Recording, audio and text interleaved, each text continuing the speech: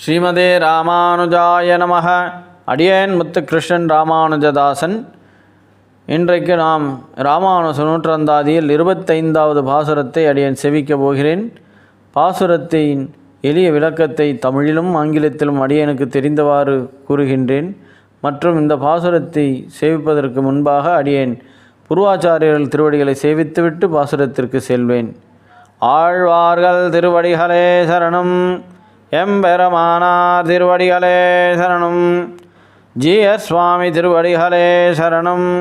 ஆச்சாரிய சுவாமி திருவடிகளே சரணம். பரமபாகவத சுவாமிகள் திருவடிகளே சரணம். என் தாய் தந்தையர் திருவடிகளே சரணம். காரே கருணை ராமானுசா இக்கடலிடத்தில் ஆரே அறிபவர் நின் அருளின் தன்மை அல்லலுக்கு நேரே உறைவிட நான் வந்து நீ என்னை வைத்தவேன். உன் சீரே உயிருக்குயிராய் அடியேற்கின்றதெக்குமே.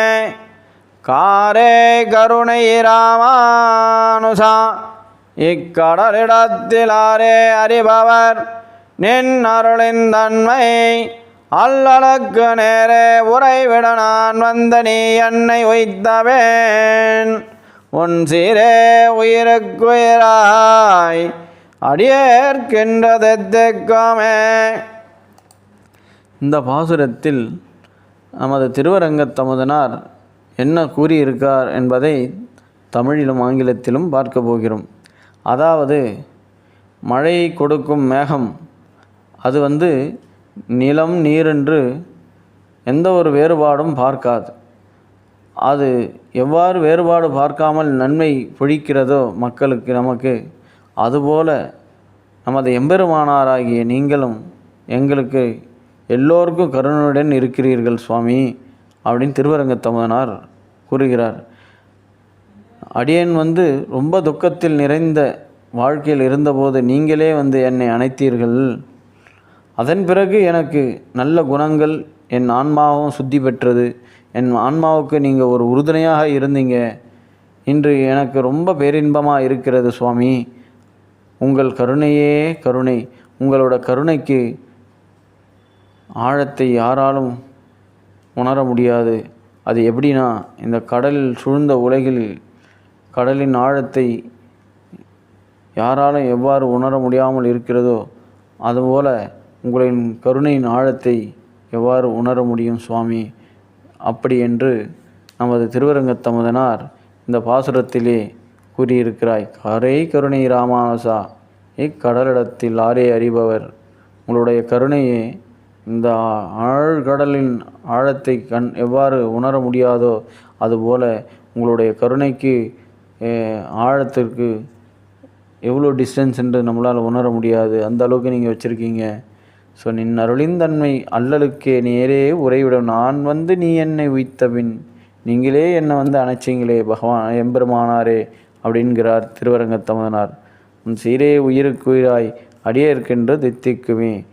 இந்த கருணையை நினச்சி நான் பேரின்பம் அடைகின்றேன் என்று நமது திருவரங்கத்தமுதனார் பாடலில் அழகாக கூறியிருக்கிறார்.